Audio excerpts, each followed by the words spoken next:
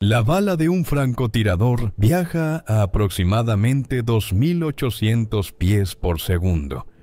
A esa velocidad, el proyectil cubre una milla en menos de 2 segundos. El cerebro humano necesita aproximadamente 150 milisegundos para registrar el dolor. Cuando el sistema nervioso de Muhammad Suleiman comprendió, algo le había sucedido. La bala .338 Lapua Magnum ya había atravesado su cráneo, fragmentando hueso y tejido en la noche mediterránea. Murió antes de que su cuerpo comprendiera que estaba muriendo. A 300 metros de la costa, invisibles en la oscuridad, un equipo de comandos navales israelíes bajó sus armas y comenzó la secuencia de extracción que habían ensayado durante meses. La operación había durado menos de 30 segundos desde el primer disparo hasta el encendido del motor. Cuando las fuerzas de seguridad sirias llegaron a la villa de la playa y encontraron el cadáver de Suleiman enfriándose en la terraza, el equipo de asalto ya estaba a 1 kilómetro de distancia. Su bote inflable Zodiac navegaba a través de aguas negras hacia un submarino que los esperaba en aguas internacionales. No se trató de un acto de violencia aleatoria. Esta fue la culminación de años de vigilancia, cálculo diplomático y planificación operativa que involucraron a las unidades militares más elitistas de Israel y a sus principales líderes políticos. Muhammad Suleiman no era un objetivo más. Fue el arquitecto del programa de armas nucleares de Siria, el enlace entre Damasco y el establecimiento nuclear de Corea del Norte, y el hombre que amenazó con darle al régimen de Bashar al-Assad la capacidad de producir armas atómicas en una década. Su asesinato, ocurrido el 1 de agosto de 2008, representó uno de los asesinatos a larga distancia más precisos en la historia de la inteligencia moderna. Pero entender por qué un equipo de francotiradores disparó contra una villa junto a la playa esa noche de verano requiere entender quién era Suleiman, qué estaba construyendo en el desierto sirio, y por qué Israel concluyó que su existencia continuada representaba una amenaza intolerable para la supervivencia nacional. Muhammad Suleiman nació en 1959 en Latakia, la principal ciudad portuaria de Siria en el Mediterráneo, en el seno de una familia alauita de medios modestos, pero con fuertes conexiones con el establishment militar que dominaba la política siria. La secta alauita, una comunidad religiosa minoritaria dentro de la mayoría musulmana sunita de Siria, había tomado el control del Estado sirio mediante una serie de golpes de Estado en la década de 1960, que culminaron con la consolidación del poder de Hafez al-Assad en 1970.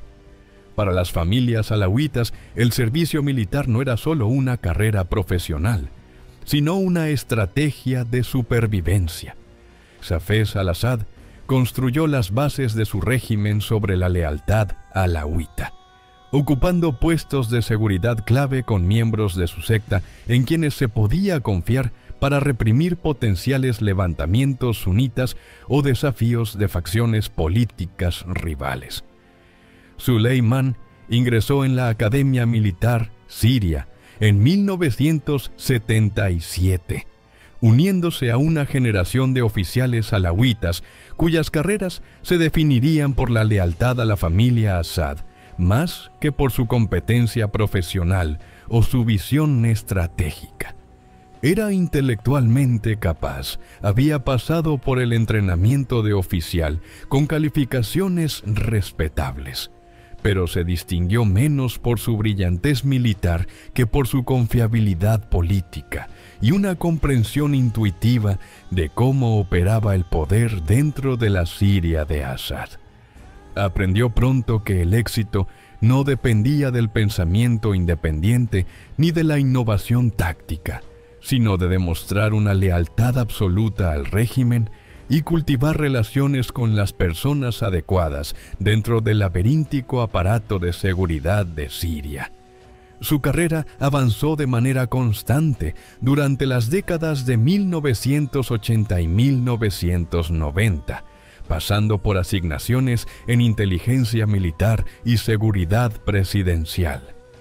Sirvió en el Líbano durante la ocupación siria de ese país, gestionando las relaciones con Hezbolá y otros grupos de milicianos que actuaban como representantes de Siria. Demostró aptitud para las operaciones encubiertas y la logística, habilidades que llamaron la atención de los altos oficiales responsables de los programas más sensibles de Siria.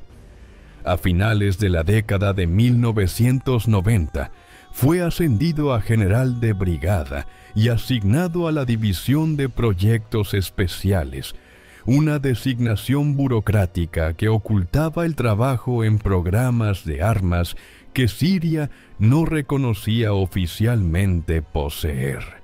Hafez al-Assad murió en junio de 2000 y el poder pasó a su hijo Bashar, un oftalmólogo que había estado viviendo en Londres hasta que su hermano mayor Bassel, el heredero previsto, murió en un accidente automovilístico en 1994.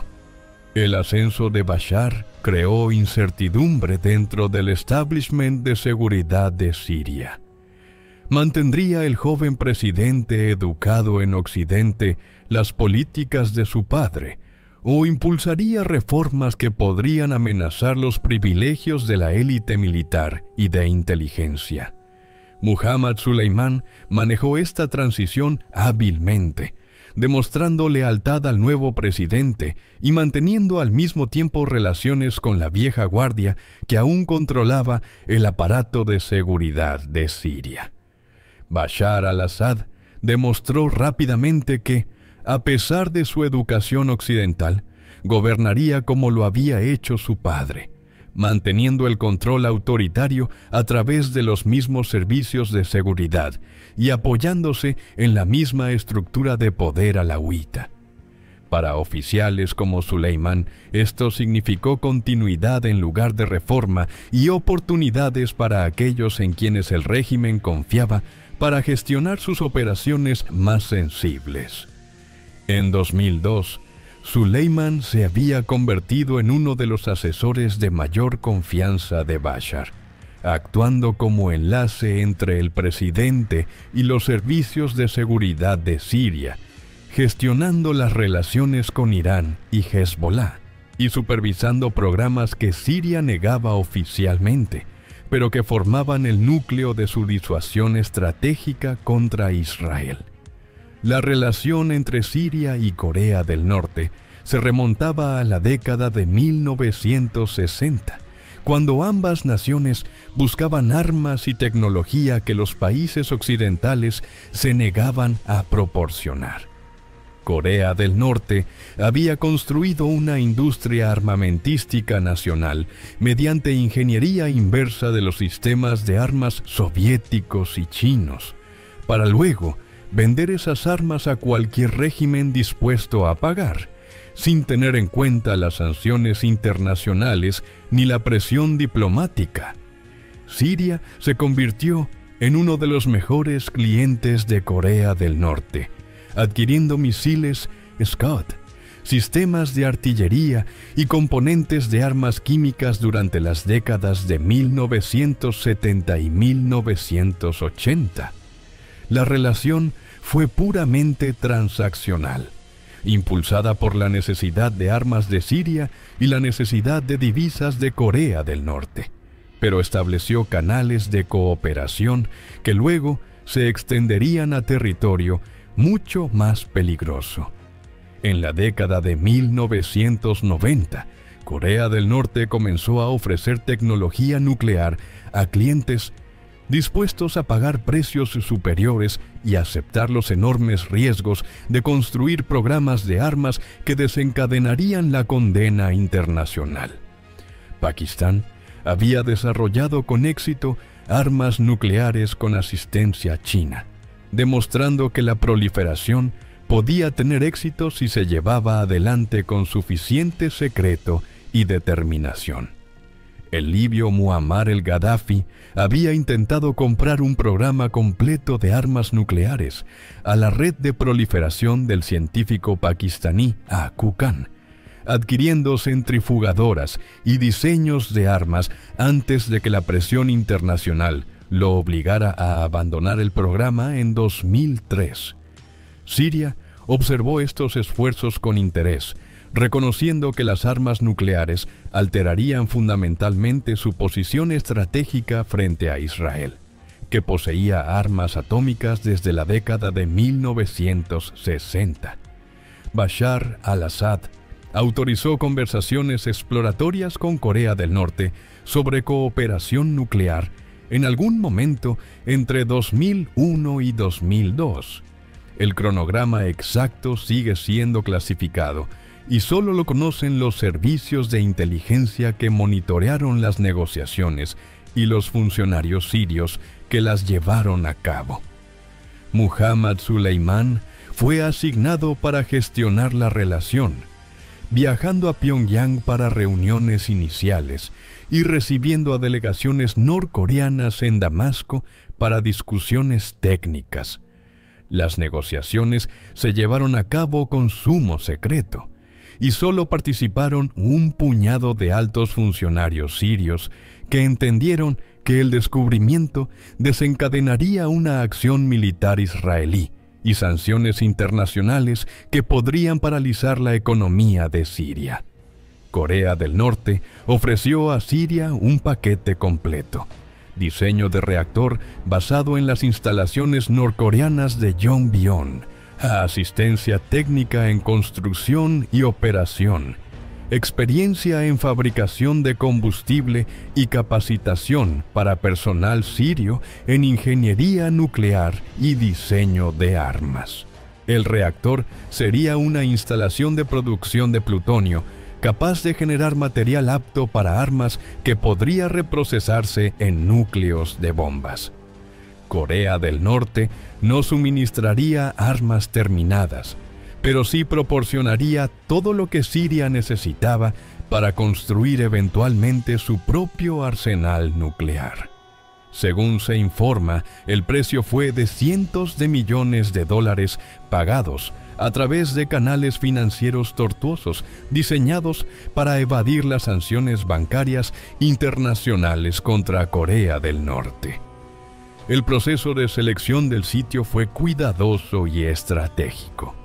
Siria necesitaba una ubicación lo suficientemente remota para evitar una observación casual, pero lo suficientemente accesible para el transporte de equipos de construcción y materiales. Necesitaba agua para enfriar el reactor, pero no tanta como para que un consumo inusual alertara a los analistas de inteligencia que monitoreaban la infraestructura de Siria, y necesitaba una negación plausible, alguna historia de cobertura que pudiera explicar la instalación si se descubría antes de su finalización. El lugar elegido fue Al-Kibar, un sitio en el desierto oriental de Siria, cerca de la ciudad de Deir ez-Zor, a lo largo del río Éufrates. El río proporcionaba agua refrescante. La ubicación desértica ofrecía aislamiento de los principales centros de población, y la instalación podía disfrazarse como una estación de investigación agrícola o una instalación militar convencional en caso de ser cuestionada. La construcción comenzó en 2002, avanzándose lentamente para no llamar la atención. Los técnicos norcoreanos llegaron en pequeños grupos, ingresando a Siria con pasaportes diplomáticos o como contratistas civiles para proyectos comerciales legítimos. Vivían en complejos cercanos al lugar, aislados de los civiles sirios que podrían notar su presencia y reportar actividad inusual a los servicios de inteligencia o a los periodistas. El equipo se enviaba a través de terceros países camuflado como maquinaria agrícola o componentes industriales y luego se transportaba por tierra a Alquibar, a través de rutas que evitaban las principales autopistas donde podrían realizarse inspecciones. El edificio del reactor fue construido para ocultar su verdadero propósito. A diferencia de las instalaciones nucleares obvias, con distintivas torres de enfriamiento y estructuras de contención, Alquibar fue diseñado para parecer anodino desde arriba. El exterior del edificio parecía un gran almacén o una instalación de almacenamiento agrícola. El núcleo del reactor fue construido bajo tierra, lo que redujo su visibilidad para los satélites de reconocimiento. Los sistemas de ventilación se camuflaron como extractores industriales convencionales. La toma de agua de refrigeración del Éufrates fue diseñada para que pareciera una estación de bombeo para riego. Cada detalle arquitectónico fue calculado para proporcionar una negación plausible si la instalación fuera fotografiada por satélites o aviones. El papel de Muhammad Suleimán fue de coordinación integral. Gestionó las transacciones financieras mediante las cuales se pagaba a los contratistas norcoreanos y se compraban equipos en los mercados internacionales. Supervisó los acuerdos de seguridad que mantuvieron el sitio aislado y controló la información sobre el proyecto dentro del gobierno de Siria. Se puso en contacto con funcionarios iraníes que, según se informa, estaban proporcionando financiación parcial para el programa a cambio de un eventual acceso a la tecnología nuclear siria, y reportó directamente a Bashar al-Assad, informando al presidente sobre el progreso de la construcción y los desafíos técnicos, al tiempo que aseguraba que el programa permaneciera compartimentado. La inteligencia israelí había estado monitoreando la relación de Siria con Corea del Norte durante años, consciente de que Damasco estaba comprando armas convencionales y tecnología de misiles de Pyongyang. Pero detectar un programa nuclear encubierto era mucho más difícil que rastrear el lanzamiento de misiles o el desarrollo de armas químicas. Se pueden construir programas nucleares con equipos de doble uso que tengan aplicaciones civiles legítimas. Los reactores pueden camuflarse como instalaciones de investigación o proyectos de generación de energía. Y a menos que los servicios de inteligencia obtengan evidencia directa de material apto para armas o de trabajo de diseño de bombas, probar que existe un programa nuclear requiere juntar pistas fragmentarias de imágenes satelitales, comunicaciones interceptadas y fuentes de inteligencia humanas que corren el riesgo de ser ejecutadas si son descubiertas. Los primeros indicios de que Siria podría estar buscando armas nucleares surgieron de comunicaciones interceptadas por servicios de inteligencia entre funcionarios sirios y homólogos norcoreanos que hacían referencia a cooperación técnica y preparación del sitio. Las conversaciones fueron cuidadosamente redactadas para evitar la mención explícita de la tecnología nuclear, pero el contexto sugería algo más allá de las ventas de armas convencionales. Los analistas israelíes marcaron las comunicaciones para una mayor investigación y encargaron a los satélites de reconocimiento que buscaran actividad de construcción inusual en las regiones desérticas de Siria. En 2006, la inteligencia israelí recibió información crítica de una fuente inesperada. Según informes posteriores, se obtuvo una computadora portátil a través de una operación del Mossad en Viena, o mediante el intercambio de inteligencia con un servicio exterior que había penetrado el programa nuclear de Siria. La computadora portátil pertenecía a un funcionario sirio involucrado en el proyecto Al-Kibar y contenía fotografías del reactor en construcción, correspondencia con técnicos norcoreanos y documentos técnicos que describían el diseño de la instalación. El material proporcionó evidencia innegable de que Siria estaba construyendo un reactor de producción de plutonio con asistencia de Corea del Norte. La información fue devastadora. Si el reactor entrara en funcionamiento, Siria podría producir plutonio apto para armas en cuestión de meses.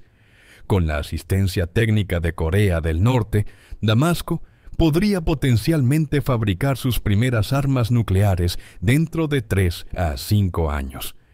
Las implicaciones estratégicas fueron catastróficas para Israel. Una Siria con armas nucleares alteraría fundamentalmente el equilibrio de poder regional, proporcionando a Damasco capacidad disuasoria contra la acción militar israelí y envalentonando el apoyo de Assad a Hezbollah y a los grupos militantes palestinos. Esto desencadenaría una proliferación nuclear en todo Oriente Medio, ya que Egipto, Arabia Saudita y Turquía buscarían sus propios programas de armas, y demostraría que la red de proliferación de Corea del Norte podría proporcionar con éxito armas nucleares a cualquier régimen dispuesto a pagar, independientemente de las sanciones internacionales o la presión diplomática. La decisión del primer ministro Ehud Olmert tuvo consecuencias permanentes.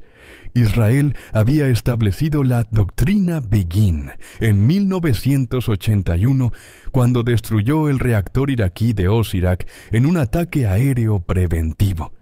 La doctrina sostenía que Israel no permitiría que ningún estado hostil en Oriente Medio adquiriera armas nucleares y tomaría acciones militares para impedir dicha adquisición, independientemente del derecho internacional o las consecuencias diplomáticas. La política se había reafirmado en 2007 cuando la inteligencia confirmó el programa sirio, pero el desafío operativo era significativo. Al-Kibar estaba ubicado en lo profundo del territorio sirio, lo que requería que los aviones israelíes penetraran las defensas aéreas sirias y atacaran un objetivo reforzado con suficiente precisión para destruir el reactor, minimizando al mismo tiempo las bajas civiles y evitando una escalada inadvertida hacia una guerra más amplia. Olmert autorizó la operación Orchard, un ataque aéreo encubierto planeado con meticulosa atención a la seguridad operativa y el engaño estratégico. Los bombarderos israelíes F-15I y F-16I atacarían Al-Kibar, destruyendo el reactor antes de que pudiera ser abastecido de combustible y activado. El ataque se produciría de noche para minimizar la visibilidad y reducir la probabilidad de víctimas civiles.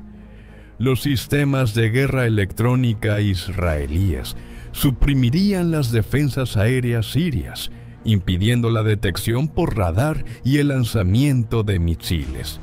Y lo más importante es que la operación se llevaría a cabo en absoluto silencio después.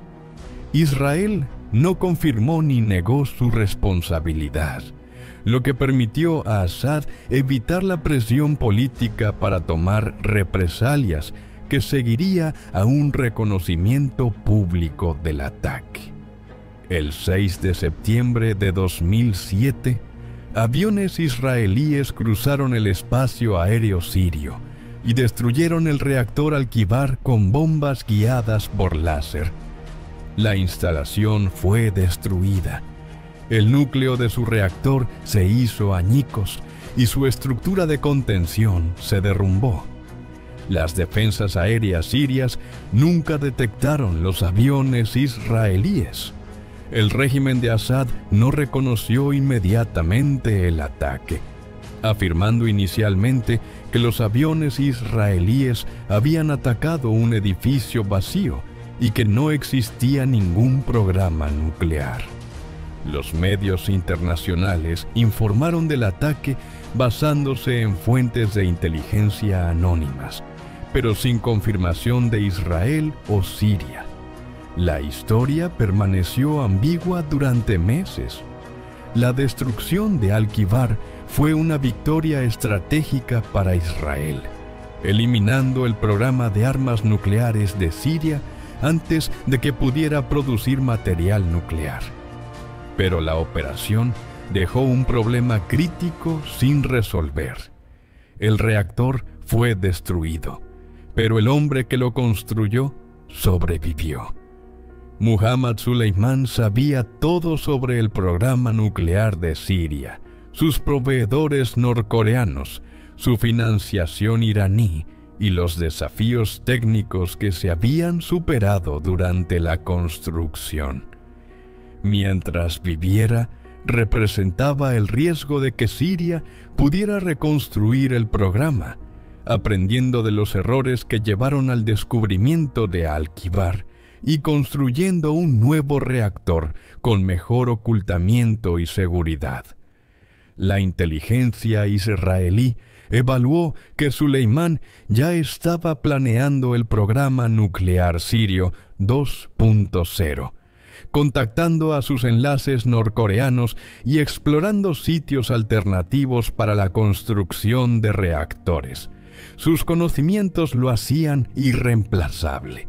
Ningún otro funcionario sirio poseía sus conocimientos técnicos, sus relaciones con proveedores extranjeros o su acceso a Bashar al-Assad.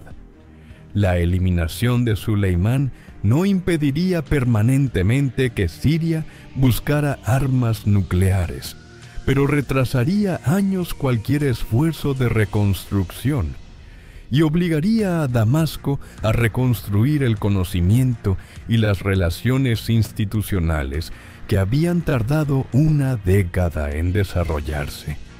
La decisión de asesinar a Suleimán fue autorizada en los niveles más altos del gobierno israelí. El primer ministro Olmert, el ministro de Defensa Ehud Barak y el director del Mossad, Meir Dagan, revisaron la inteligencia y la planificación operativa antes de aprobar la misión. El asesinato sería llevado a cabo por Shayetet 13, la unidad de comando naval de élite de Israel, que utilizaría disparos de precisión de largo alcance desde posiciones en alta mar. El método fue elegido por varias razones. Evitaba el riesgo de víctimas civiles que crearía un ataque aéreo. Proporcionaba flexibilidad operativa, permitiendo al equipo abortar si las condiciones eran desfavorables, y enviaba un mensaje de que Israel podría alcanzar objetivos en cualquier lugar, incluso en lugares fuertemente custodiados cerca de los palacios presidenciales de Siria. Muhammad Suleimán pasaba los veranos en una villa de playa en Tartus, el segundo puerto mediterráneo de Siria y hogar de la única instalación naval rusa en el extranjero. La ubicación era al mismo tiempo un privilegio y una vulnerabilidad. La villa ofrecía lujo y privacidad, lo que permitía a Suleimán relajarse lejos del opresivo calor del verano de Damasco y de la constante vigilancia de los servicios de seguridad de Siria.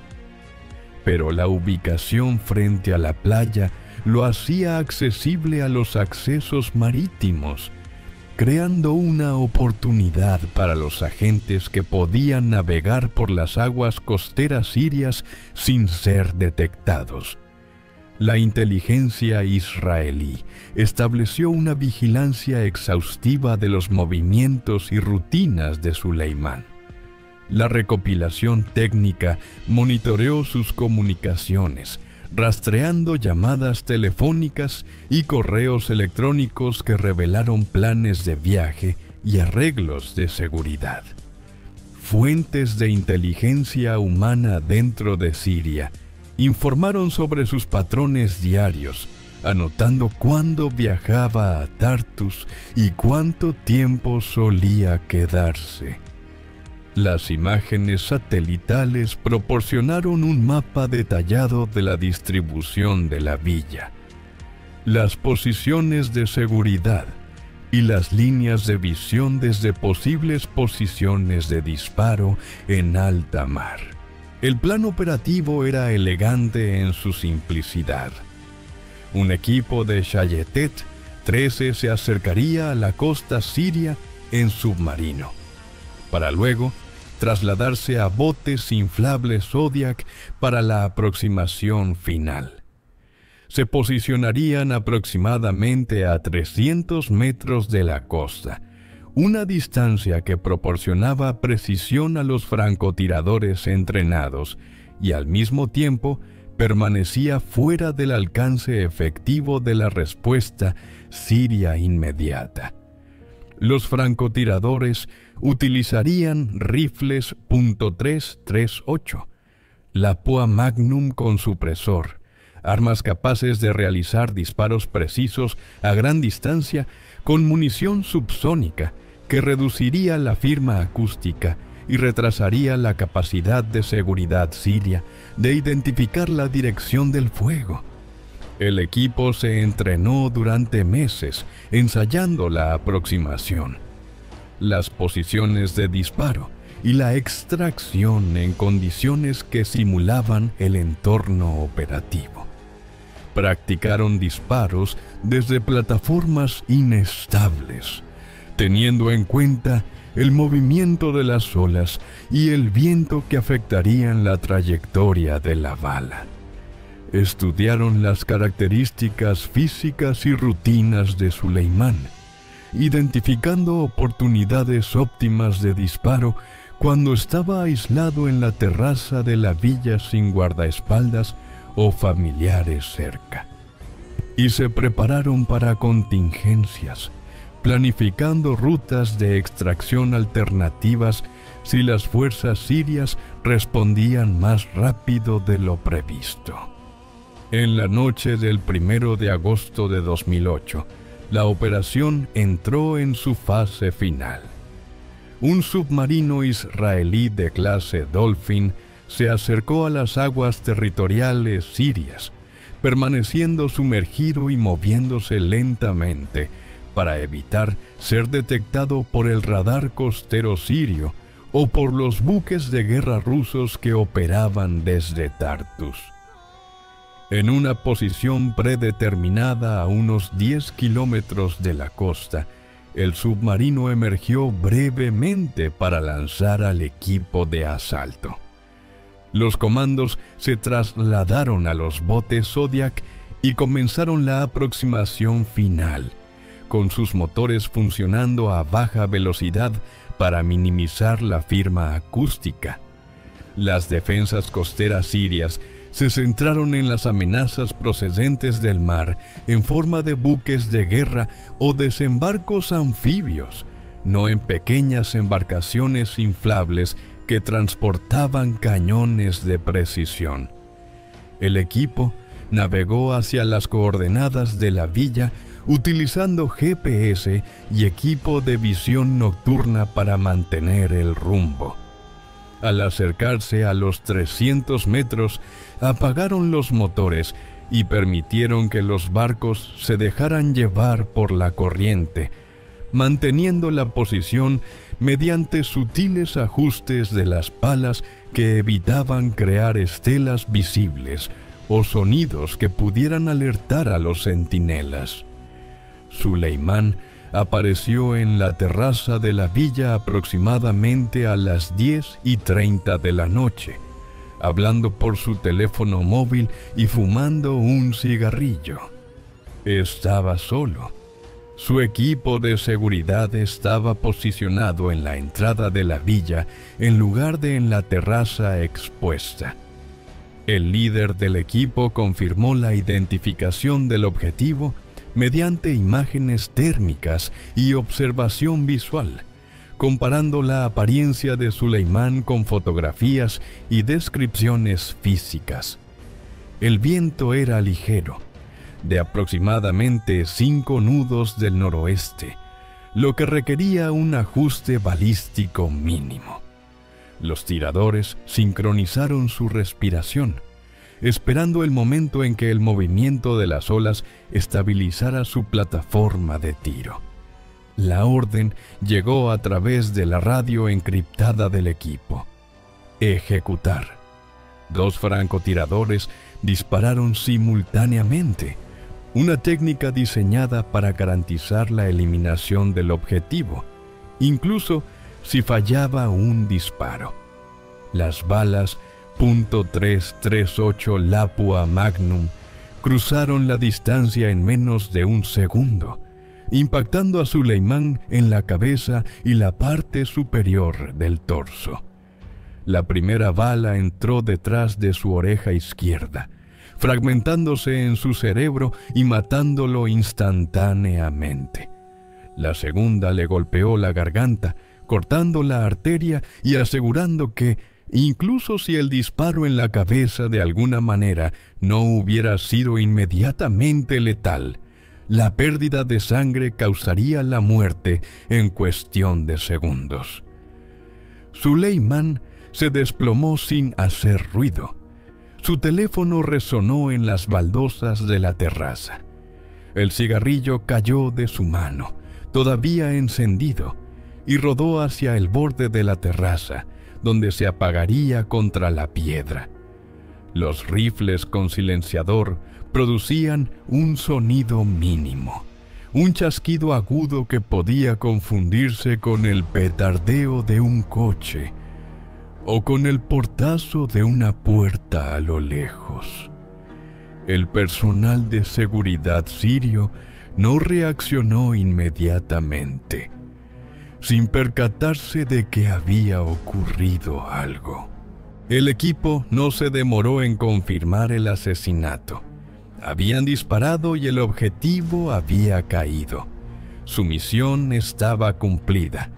Encendieron los motores de la Zodiac y aceleraron alejándose de la costa, navegando a través de aguas abiertas hacia la posición del submarino. Toda la operación, desde la aproximación final hasta el inicio de la extracción, había durado menos de 20 minutos. Las fuerzas de seguridad sirias descubrieron el cuerpo de Suleimán aproximadamente 15 minutos después del tiroteo, cuando un guardia que realizaba rondas de rutina encontró al general tendido en un charco de sangre en la terraza. La escena inicialmente sugería una emergencia médica, un paro cardíaco o un derrame cerebral, hasta que el guardia notó las heridas y el patrón de salpicaduras de sangre que indicaban un trauma balístico. Se activaron las alarmas, se movilizaron las fuerzas de seguridad y los barcos patrulleros de la Marina siria zarparon para buscar a los atacantes en las aguas costeras. Cuando las fuerzas sirias comenzaron su búsqueda, el equipo israelí ya estaba a 1 kilómetro de distancia.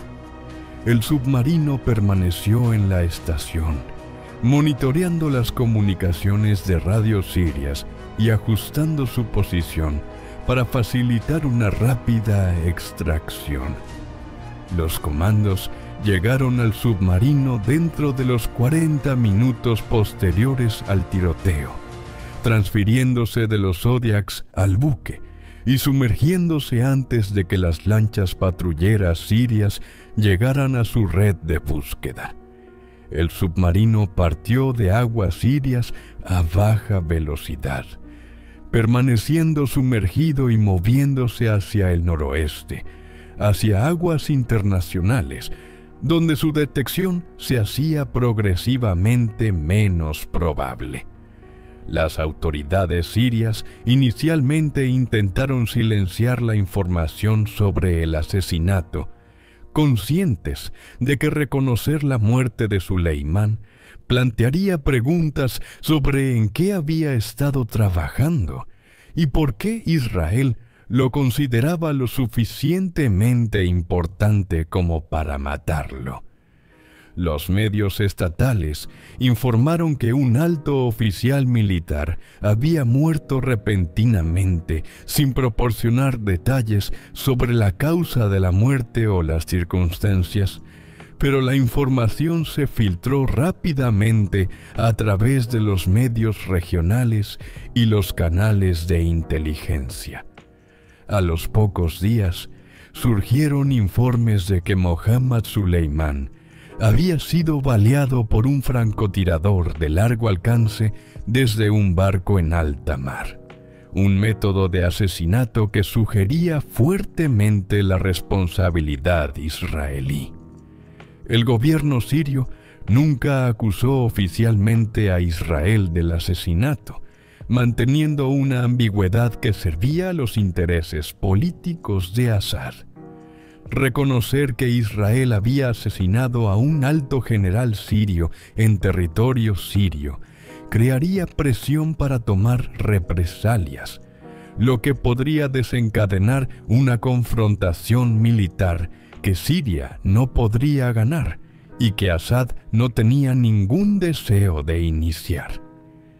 El silencio permitió a Damasco evitar las consecuencias políticas internas de parecer débil mientras transmitía en privado a Israel a través de canales diplomáticos que el mensaje había sido recibido.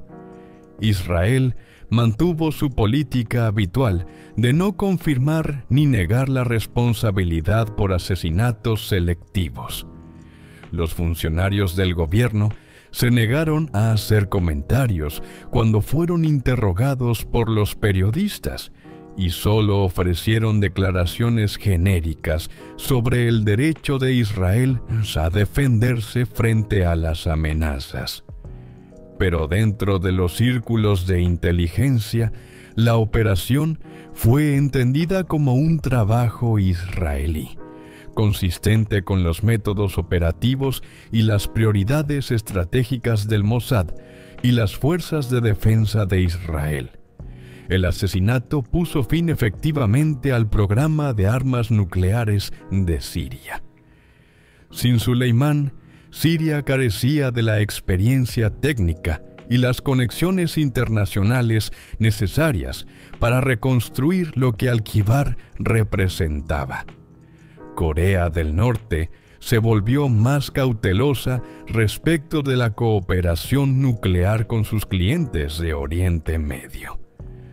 Reconociendo que la inteligencia israelí había penetrado con éxito el programa sirio y probablemente detectaría cualquier esfuerzo similar, Irán, que según se informa había proporcionado financiación parcial al programa sirio, reevaluó sus propias estrategias de proliferación, entendiendo que las capacidades israelíes se extendían a la eliminación precisa de personal clave, independientemente de las medidas de seguridad o la ubicación geográfica.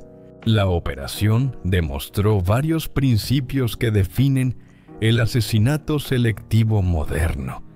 En primer lugar, la superioridad de inteligencia permite opciones operativas que serían imposibles sin un conocimiento detallado de las rutinas, ubicaciones y vulnerabilidades de los objetivos. La inteligencia israelí había pasado años mapeando la vida de Suleimán, identificando la villa como una vulnerabilidad explotable mucho antes de que se tomara la decisión de asesinarlo. En segundo lugar, la precisión reduce el riesgo de escalada. Al matar solo a Suleimán sin causar bajas colaterales ni daños materiales, Israel evitó crear el tipo de indignación civil que podría obligar a Siria a tomar represalias. En tercer lugar, la ambigüedad estratégica proporciona flexibilidad diplomática. Ni confirmar ni negar la responsabilidad permitió a Israel y Siria gestionar el incidente sin una confrontación militar inmediata. Pero la operación también planteó preguntas persistentes sobre el derecho internacional y la legitimidad de los asesinatos selectivos. Siria argumentó implícitamente que se había cometido un acto de guerra, violando la soberanía siria al realizar una operación militar dentro de las aguas territoriales sirias y matando a un oficial militar sirio que no representaba una amenaza inmediata. A pesar de que el derecho internacional tradicionalmente prohíbe el asesinato de personal militar, excepto durante un conflicto armado activo, situación en la que Siria e Israel no se encontraban formalmente.